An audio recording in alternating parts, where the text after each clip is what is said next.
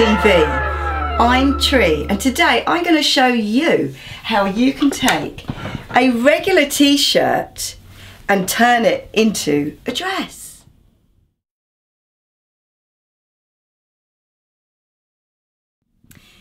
This is my daughter's dress. Now, she had an old t-shirt, it was like a fitted t-shirt, and she really likes this skater skirt look. So what we did was we got a circle of fabric with a hole in the middle and attached it onto the end.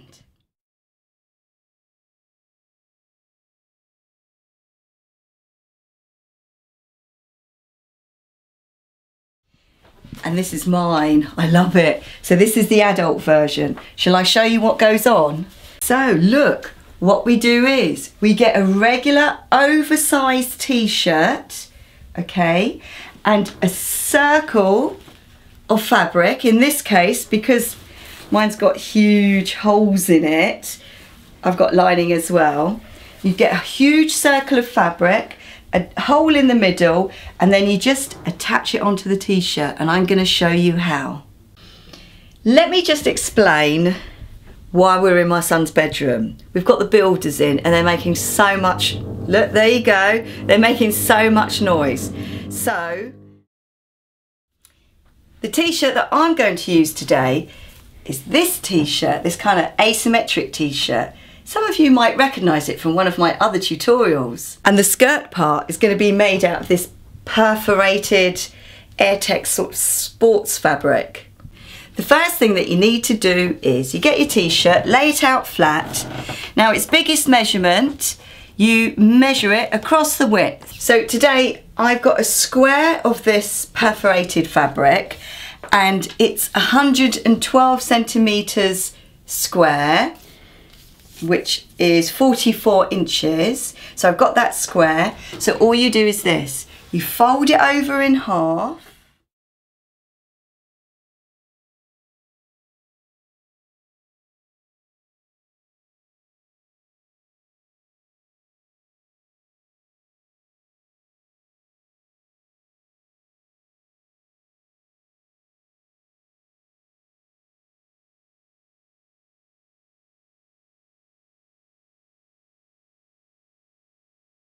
So now I've got to figure out how long I want it to be. Now, my asymmetric top that I had finished around that cesarean line bit, and I'm going to measure down from there. So I think I want it roughly something like 30 centimetres, which is 12 inches. So like you do with a compass when you swing it all the way round, you've basically got to lay out your 31 centimetres going all the way round, I guess at right angles to your inner arc, going all the way round, so you end up with a nice curve shape. But before we open it out, you've got to snip for your centre front and centre back, and then do notches, which will be the sides. And then when you've done that, then it's safe to open it out. Look at that. You need to decide how long you want your t-shirt. So what we have to do is we're going to create a kind of pleat like that gets pressed, and when we apply the skirt it goes here and then this bit gets folded back. So this is your opportunity to decide if you want it really short or as long as possible. I want mine as long as possible. So I'll show you on my daughter's one, okay? Look, can you see that little secret seam there, but we've kept their nice finished off edge. So this is what we've done. So this is her folded back bit. We've laid the fabric on top of there, so it's hidden underneath there. So with an iron, you've got to press that back. I've pressed it all back now, so it's all the same width all the way around. Now I've got a centre seam, so I can tell where my centre is, but if you don't, you need to mark it with a piece of chalk. So we get our skirt, we put it right sides together with the t-shirt. Okay, so look, there's the hem. I'm putting it right sides together and I'm lining up my centre notch, and I'm going to work my way round to my side notch to line up with the side seam.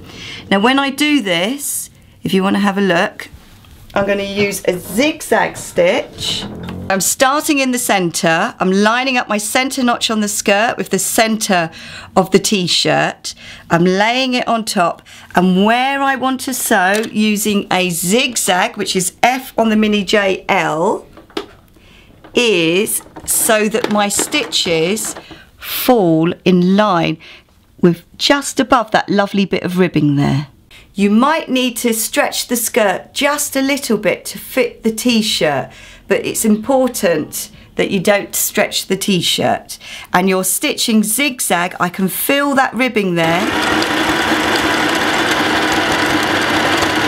And I'm stitching just past that little ribbed edge.